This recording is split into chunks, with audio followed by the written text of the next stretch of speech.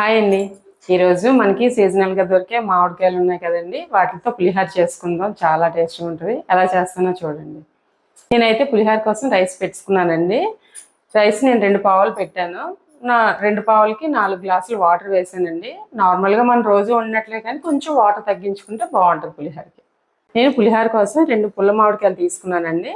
వీటిని తురిమేసి పెట్టుకుందాం. మామిడికాయలు ఇలా తొక్క తీసుకొని తురిమిస్తున్నాం అండి. ఇలా తురిమిస్తున్నాం కదండి. ఇప్పుడు పులిహోర పోపు వేసుకుందాం. ఇలా పొయ్యి వెలిగించుకొని వేడెక్కిన తర్వాత పులిహోరకి పొడి తయారు చేసుకుందాం అండి. మూగుడు వేడెక్కింది కదండి. ఇప్పుడు వీటిలో కొంచెం మెంతులు వేసుకుందాం, ఆవాలు కొంచెం నువ్వుపప్పు. ఈ 3 తక్కువ మంటలో వేయించుకోవాలండి, లేకపోతే వేరం మాడిపోతాయి కదా. కొంచెం బ్రౌన్ కలర్ వచ్చిన వరకు వేయించుకొని తీసుకుందాం. ఇవి వేయించి తీసుకున్నాం కదండి, వీటిని ఇలాగా పొడి చేసుకోవాలి. స్టవ్ వెలిగించుకొని మూగుడు పెట్టుకుందాం అండి. కొంచెం ఆయిల్ వేసుకుందాం. ఆయిల్ వేడెక్కింది కదండి. ఇప్పుడు ఇందులోని శనగపలుకులు ఈ కప్పులోని కొంచెం తక్కువ తీసుకున్నాను. వీటిని వేయించుకుందాం.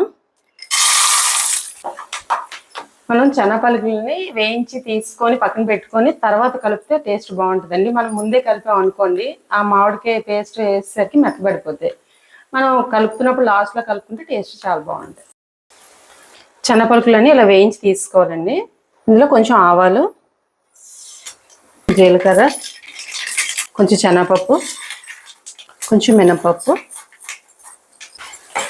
వీటిని కొద్దిసేపు ఇలా వేయించుకుందాం.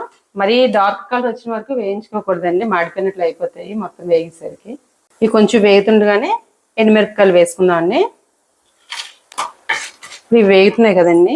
ఇందులోనే కొంచెం అల్లం ముక్కలు 5-6 తీసుకున్నాను, పచ్చిమిరపకాయలు, అవి ఇందులో వేసుకుందాం. కొంచెం కరివేపాకు, చివరిగా కొంచెం ఇంగువ వేసుకుందాం. 1 కేజీ సరిపడగా రైస్కి పసుపు వేసుకుందాం. సాల్ట్ ఇప్పుడు వేసుకుందామండి, చాలకపోతే తర్వాత కలుపుకోవచ్చు. ఇప్పుడు వీటిని కలుపుకొని ఇందాక తురుము ఉంచాం కదండి మామిడి తురుముని ఇందులో వేసుకుందాం. ఈ తురుమంతా మెత్తబడేలాగా ఈ పోపు అంతా కలిసేలా కలుపుకుందాం. ఇప్పుడు ఈ మామిడికాయ అంతా మెత్తబడిందండి. ఇందులోని కొంచెం మనం ఎంత పౌడర్ చేసుకున్నాం కదా, అది వేసుకుందాం. ఇది ఇలా వేగుతున్నప్పుడే మనం రైస్ కూడా తీసుకొని చల్లారి పెట్టుకుంటే పొడి పొడిగా ఉంటుందండి రైస్. ఇందాక పొడి చేసుకున్నాం కదండి, అది ఇందులో కలుపుకుందాం. ఇలా వేసుకొని ఒక్కసారి కలుపుకుందాం. పోపులో ఆల్రెడీ కరివేపాకు వేసాం కదండి. ఇప్పుడు రైస్లో కూడా కొంచెం పచ్చిది కలుపుకుంటే టేస్ట్ బాగుంటుంది. ఇందులోనే కొంచెం ఆయిల్ వేసుకుంటే రైస్ బాగుంటుందండి. ఈ రైస్కి ఆయిల్ అంతా పట్టేలాగా కలుపుకొని ఈ రైస్ అంతా పోపులో వేసుకుందాం. ఇలాగా రైస్ చేసుకుంటే పిల్లల లంచ్ బాక్స్కి టేస్ట్ కూడా చాలా బాగుంటుంది, పాడవదు కూడా. మనకి ఇప్పుడు కర్రీస్ కలిపి పెడుతుంటే వేసవికాలం కదండి, కొంచెం పాడవుతున్నాయి కదా. ఇలా చేసి పెడితే పిల్లలు ఇష్టంగా తింటారు, పులుపులుగా ఉంటుంది. ఈ రైస్ అంతా ఇందులో వేసుకుందాం. ఈ పోపు అంతా రైస్ పట్టేలాగా కలుపుకుందాం. వీటిని అంతా బాగా కలుపుకోవాలి. మొత్తం అంతా కలిపిసుకున్నాం కదండి. ఇప్పుడు స్టవ్ ఆపేసుకుందాం. ఇందులోని ఇందాక వేయించి తీసుకున్నాం కదా శనగపలుకులు, ఇందులో వేసుకుందాం. నేను ఇందాక ఎందుకంటే ఉంచానో, ఆ క్రిస్పీగా ఉంటే నోటి తగులుతుంటుంటే శనగపలుకులు టేస్ట్ బాగుంటుంది కదా. శనగపలుకులతో పాటు జీడిపప్పు కూడా పిల్లలు తింటే వేసుకోవచ్చండి, ఆ ఫ్లేవర్ కూడా టేస్ట్ బాగుంటుంది. ఇప్పుడు వీటిని శనగపలుకులు అన్నిటిని బాగా కలిపిసుకుందాం. ఈ టైంలోనే ఉప్పు సరిపోయిందో చూసుకుంటే సరిపోతుంది. చూసారు కదండి, మామిడికాయ పులిహోర చాలా బాగుంటుంది, పిల్లలు కూడా ఇష్టంగా తింటారు. ఇలా చేసి పెట్టండి పిల్లలకి.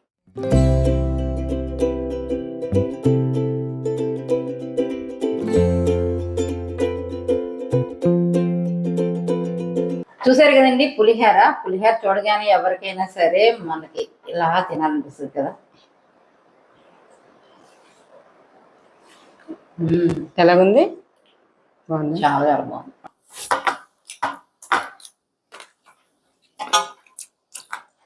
చాలా బాగుంది శైలజ గారు. శనగపలుకులు లాస్ట్లో వేశారు కదా, భలే తగులుతున్నాయి కదా, క్రిస్పీగా బాగున్నాయి. ముందే వేసిస్తే మెత్తబడినట్టుండే, ఇలా పైన ఫ్రై చేసి వేసారు కదా బాగున్నాయి. ఒక్కొక్కరు ఒక్కొక్కలా చేస్తాం పులిహోర. బాగుంది, చాలా బాగుంది. మీరు ఎలా చేసినా పులిహోర అంటే నాకు ఇష్టం. మీకు చాలా ఇష్టం. సూపర్గా ఉంది. డెఫినెట్ గా ఇలా ఒకసారి ట్రై చేసి చూడండి. చాలా చాలా బాగుంది పులిహోర. ఈ వీడియో కానీ మీకు నచ్చినట్లయితే లైక్ చేయండి, షేర్ చేయండి, సబ్స్క్రైబ్ చేయడం మాత్రం మర్చిపోకండి.